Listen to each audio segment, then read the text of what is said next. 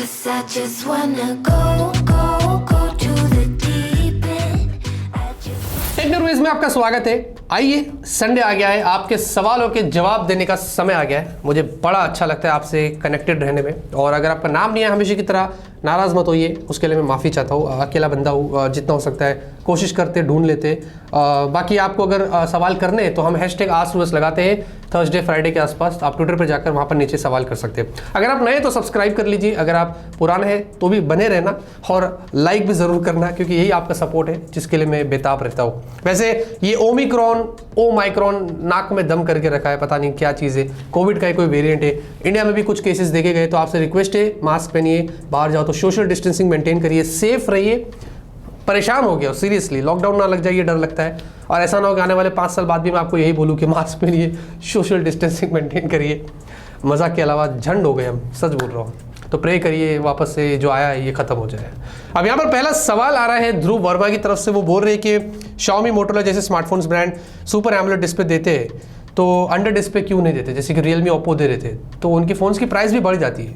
अब under display take जो है वो एक्सपेंसिव होता है। अगर आपको एमोलेड डिस्प्ले का मज़ा उठाना है तो वो दे रहे हैं ना आपको 12-13 हज़ार में, लेकिन उसमें भी अंडर डिस्प्ले लगा देंगे तो फिर प्राइस बढ़ जाएगी ना, फिर उनको प्रॉफिट भी निकालना मुश्किल हो जाता है।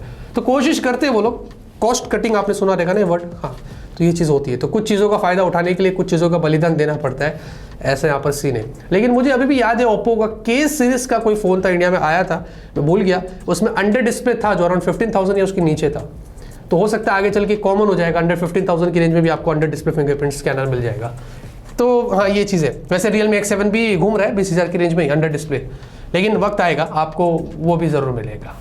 साकिब अहमद बोल रहे हैं कि अस्सलाम वालेकुम। वालेकुम अस्सलाम। What is PD technology in charging? PD यानी कि पावर डिलीवरी, बेसिकली एक यूनिवर्सल स्टैंडर्ड होता है अगर हम चार्जिंग की बात करें, ज़्यादा सपोर्ट लेके आता है। फॉर एग्जांपल अगर Realme का डार्ट है, ओप्पो का वूक, OnePlus का वॉप या वीवो का फ्लैश, ये प्रोप्राइटरीज होते हैं। यहाँ थोड़ी लिमिटेशंस होती है स्पीड में। अगर आपने दूसरे चार्जर से इनको चार्ज कर लिया फ़ोन में तो थोड़ा बहुत स्पीड एग्जैक्टली वो नहीं मिलती जो उनके चार्जर से मिलती है।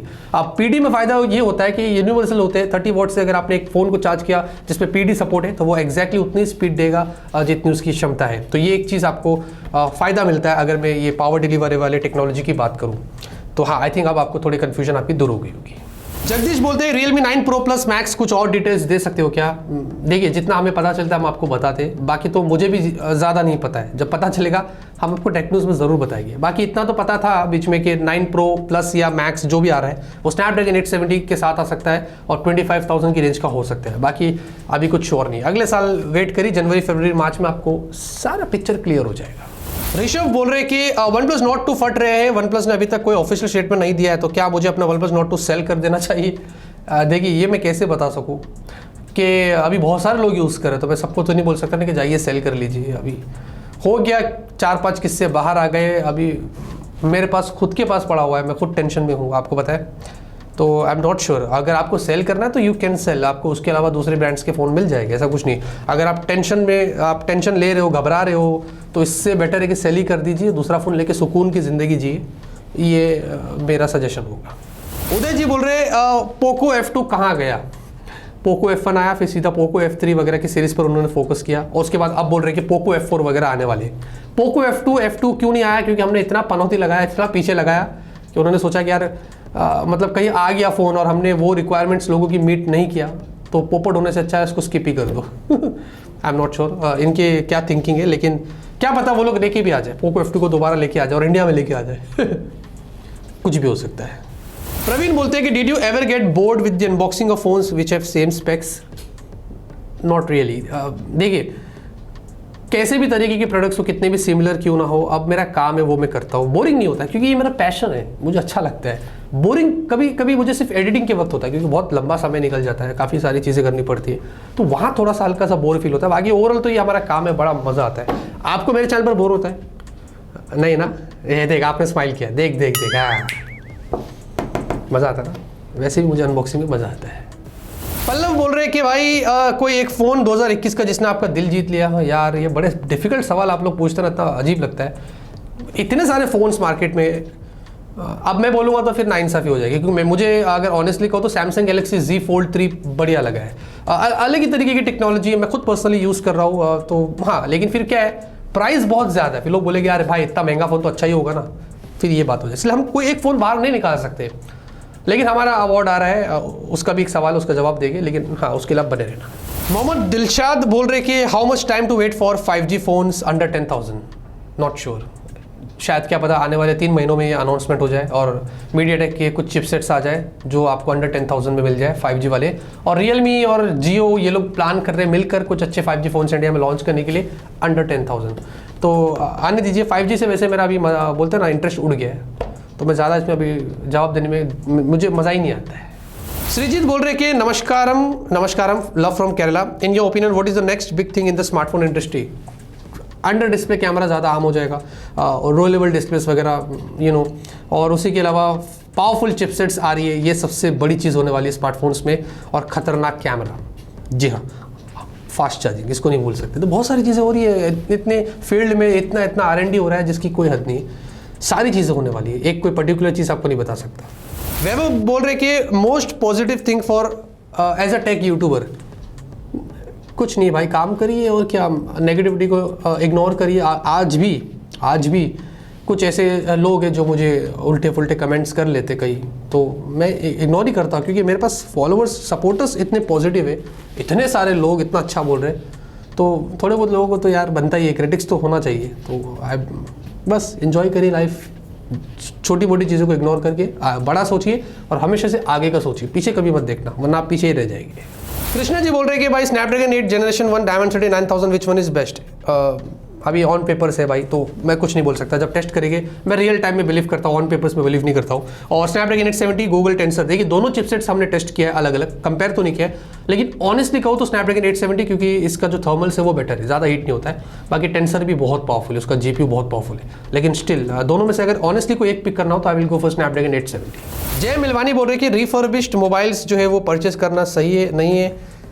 सेकेंड हैंड फ़ोन या रिफर्बिश्ड, देखिए ज़्यादा कोई फ़र्क नहीं होता है वैसे, लेकिन अगर आपको एकदम कम प्राइस पर कोई फ़ोन मिल रहा है, ऐसा लग रहा है कि यार क्या प्राइस है यार, क्या मतलब वैल्यू हो गया, तो ही हाथ डालिएगा, क्योंकि इनमें इश्यूज़ होता है बहुत सारा, फिर कभी वारंटी के लफड़े हो जाते हैं, तो बेटर रहेगा। आई थिंक मेरे तो रिकमेंडेशन है कि दूरी रहिए, थोड़ा और ज़्यादा पैसा डालकर फिर आप अच्छा ही फ़ोन ले लीजिए, नया वाला। लेकिन जैसे कि मैंने कहा एकदम वैल्यू दिख रही है तो ही हाथ डालिएगा। काशी बोल रहे कि क्या इंडिया में 5G विलेज और सिटीज़ में एक साथ आएगा या अलग अलग? नहीं, पूरा इंडिया में एक ही साथ आएगा। विलेज और सिटीज़ तो बाहर नहीं है, सब एक जगह ही है। तो हाँ, आएगा तो सब जगह आएगा। और अवेलेबिलिटी, क्योंकि ये जो टावर्स लगा रहे हैं हर जगह, जो सब कुछ काम चल रहा है सब जगह कर रहे हैं, रूरल एरियाज़ में, अर्बन सिटीज़, इधर उधर सब जगह कर रहे हैं, तो आपको हर जगह 5G मिलेगा प्रॉबेबली फर्स्ट टाइम पर ही, तो डोंट वरी बस। लेकिन 5G कब आएगा ये सवाल मैं इसका जवाब देने में इंटरेस्टेड नहीं हूँ। शिवराज पटनायक ने काफ़ी बड़ा सवाल किया, मैं आपको शॉर्ट में समझाता हूँ। उन्होंने बोला है कि रैम जो होता है अगर एकदम ज़्यादा हो तो उसकी परफॉर्मेंस क्या प्रोसेसर से ज़्यादा हो जाती है।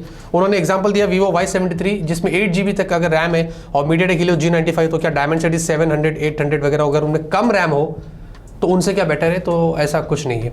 देखिए चिपसेट एक अलग ही चीज़ होती है, वो हार्ट होता है फ़ोन का, उससे बहुत सारी चीज़ें कनेक्टेड होती है। अगर चिपसेट में दम है तो दूसरी चीज़ों का भी जो रैम, स्टोरेज, कैमरा, जो ISP और ये वो का सपोर्ट भी उतना बेटर हो जाता है। तो डिपेंड करता है कि आप कौन सी चिपसेट यूज़ कर रहे हो और उनमें एक्स्ट्रा सपोर्ट आपको क्या मिलता है। रैम ज़्यादा होने से कुछ नहीं होता है, वो बस मल्टीटास्किंग, ऐप ओपन प्लस वगैरह की मेमोरी में कोई चीज़ रहती है उसके लिए काम करता है। लेकिन फ़ोन का जो हार्ट होता है वो प्रोसेसर, जितना पावरफुल प्रोसेसर उतनी बेहतरीन आपको परफॉर्मेंस मिलती है। मैं ये एक्सपीरियंस से बोल रहा हूँ, जितना हमने टेस्ट किया उस पर, क्योंकि कुछ फ़ोन्स हमने यूज़ किया जिसमें 6GB रैम है, ठीक ठाक प्रोसेसर था, लैग होता था, आप समझ रहे। और कुछ फ़ोन्स हमने यूज़ किया जिसमें प्रोसेसर बहुत अच्छी थी, सिर्फ 4GB रैम था, लेकिन काफ़ी कमाल चलता था। चिपसेट बहुत इंपॉर्टेंट होता है। ओम राठौड़ बोलते हैं कि रोहित भाई TR स्मार्टफोन अवार्ड कब होगा? एंड इस बार वैसे ही पुराने स्टाइल में नहीं, बहुत हमने पिछले बार बहुत ज़्यादा मेहनत कर ली थी, मतलब नहीं इतना सब करके। इस बार एकदम सिंपल होगा, सीधी बात, नो बकवास। सर प्राइस कैटेगरी में एक फ़ोन उठाएंगे हमने, आप हमारे एक्सपीरियंस पर जो होगा बेस्ड होगा उस पर आपको बताएंगे। तो ये वीडियो आएगा, हम काम कर रहे हैं अभी से ही, तो वक्त लगेगा, एक हफ्ता तो लगेगा। धीरे धीरे सब लिस्ट बनानी पड़ती है, कौन सा फ़ोन हमने यूज़ किया था, इसमें क्यों कमी थी क्या, या वो वाला इससे अच्छा था क्या नहीं था। तो एक बेस्ट स्मार्टफोन होगा और एक रनर अप होगा, ऐसा करके अलग अलग प्राइस कैटेगरी में बनाएंगे। तो वेट करिए, उसके बारे में आपको थोड़े दिनों में पता चलेगा। शंभू जी बोल रहे हैं कि किसी भी स्मार्टफोन का सेल्फी कैमरा इतना अच्छा क्यों नहीं होता है as compare to back camera? देखिए बैक कैमरास जो होते हैं उनमें स्पेस भी अलग होता है, हार्डवेयर में, और सेंसर बड़े इस्तेमाल किए जाते हैं, कभी OIS हो जाता है और भी बहुत सारी चीज़ें होती है। तो सेल्फी में स्पेस कम होता है, इतना छोटा सा पंच होल दे देता है। अगर सेल्फी में बेटर रियर कैमरे की तरह चीज़ें देने लग जाए तो फिर आपको डिस्प्ले में इतना मज़ा नहीं आएगा ना, सब कुछ भर जाएगा। एप्पल फॉर एग्जांपल नॉच जो देता है और हाँ, फ्लिप कैमरा वाले फ़ोन्स अलग होते हैं जो पीछे वाला ही आगे आ जाता है, तो आप बढ़िया फ़ोन्स ले सकते हैं, मतलब बढ़िया सेल्फीज ले सकते हैं। लेकिन डिफरेंस है, बहुत डिफरेंस है रियर कैमरा और सेल्फी कैमरा के हार्डवेयर में। ऑलराइट गाइस, तो बस खत्म, बड़ा जल्दी हो जाता है। मुझे अफसोस होता है आपसे अलविदा कहना, क्योंकि इतने सारे अच्छे अच्छे सवाल आप लोग पूछते हो और इतना अच्छा लगता है। इससे हमारा भी एक्सपीरियंस बढ़ता है और आपको भी बहुत सारी चीज़ें पता चलती है। तो इतना ही दोस्तों इस वीडियो में। अगर वीडियो पसंद आए लाइक करिए, संडे एंजॉय करिए। तब तक के लिए ऑलवेज कीप स्माइलिंग।